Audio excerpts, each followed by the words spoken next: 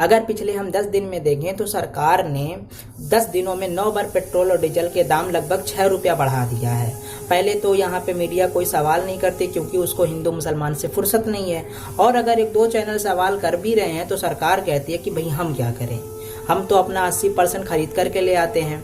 और क्या करें हम, रशिया जब यूक्रेन में जंग हो रही है जिसकी वजह से इंटरनेशनल लेवल पर प्राइस बहुत ज़्यादा बढ़े हुए हैं, तो सरकार का ये कहना कि ये जो है प्राइस बहुत बढ़े हुए हैं और इसकी वजह से पेट्रोल महंगा है, तो सरकार से ये भी जवाब देना चाहिए ना कि जब यूपी में चुनाव हो रहे थे तो 137 दिन तक आपने कोई रेट नहीं बढ़ाया।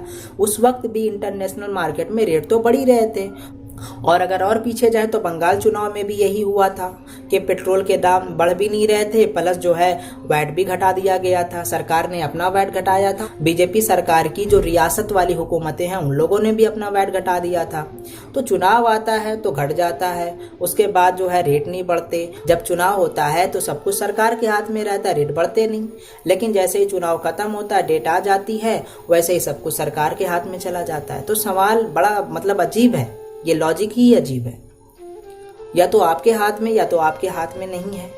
और अगर हम देखें तो रशिया से हमारा मुल्क कितना पेट्रोल एक्सपोर्ट करता है, मुश्किल से 1%, मुश्किल से 1%, 1.5%, 2%। तो जहाँ से 1.5-2% हम कर रहे हैं वहाँ जंग हो भी रही है, तो क्या मसला है। आप अपने दूसरे जो मुल्क जो दूसरे ममालिक हैं उनसे आप ज़्यादा पेट्रोल डीजल खरीद लें।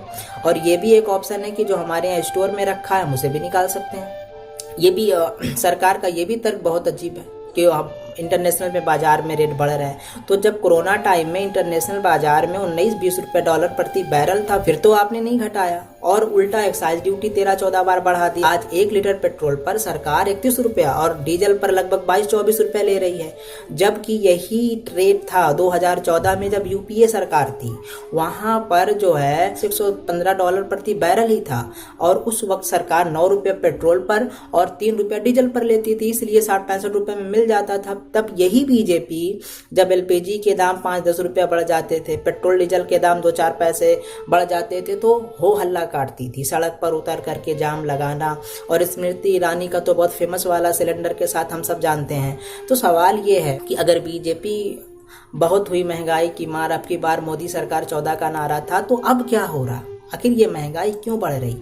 सरकार का ये भी तर्क है कि भाई पैसे पेड़ पे तो उगते नहीं। अब देखिए कि हमने जनधन खाते खुलवाए, 3 करोड़ लोगों को मकान बना करके दिया, और उसके बाद जो है पिछले 2-3 सालों से हम अनाज दे रहे हैं, तमाम सड़कें बन रही हैं, विकास के काम हो रहे हैं। लगभग 200 करोड़ लोगों को कोरोना के टीके लगे, तो टीके पहले से भी लगते आए हैं। हम सब के हाथ में एक चवन्नी जैसा मास्क सबको बना होगा, वो भी लगे हैं। उससे पहले भी एड्स के, टीवी के, न जाने कौन कौन से टीके सबको, बहुत सारे लोगों को लगे हैं। तो ऐसा नहीं है कि टीके पहले, ये कोई नई सरकार है जो टीके पहली बार लगा रही है। तो ये सब तर्क समझ ही नहीं आ रहा। हालांकि विपक्ष को देखा जाए तो स्मृति ईरानी सिलेंडर लेके निकल सकती हैं, तो प्रियंका गांधी, मायावती, ममता बनर्जी, डिम्पल यादव, ये लोग क्यों नहीं निकल रहे, इन्हें भी तो निकलना चाहिए। विपक्ष में जब बीजेपी थी तब भी उसका दबदबा था, तब भी वो लांगर कर देती थी कांग्रेस को। अब खैर तो सत्ता में है।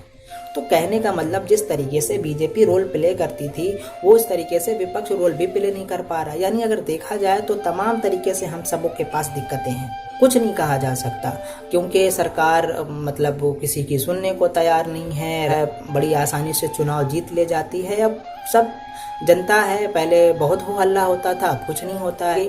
अभी आगे ही समझ लीजिए कि अभी सिर्फ पेट्रोल डीजल के दाम बढ़ रहे हैं पिछले 10-12 दिनों से, लेकिन इससे महंगाई भी बढ़ेगी, क्योंकि लगभग हर चीज़ें ट्रांसपोर्टेशन के जरिए ही दूसरे शहरों तक आती हैं। जो बंदरगाहें हैं वहाँ माल उतरते हैं और फिर वहाँ से पूरे मुल्क में सप्लाई होता है, और ये जो सप्लाई चैन है ये पेट्रोल डीजल से होता है।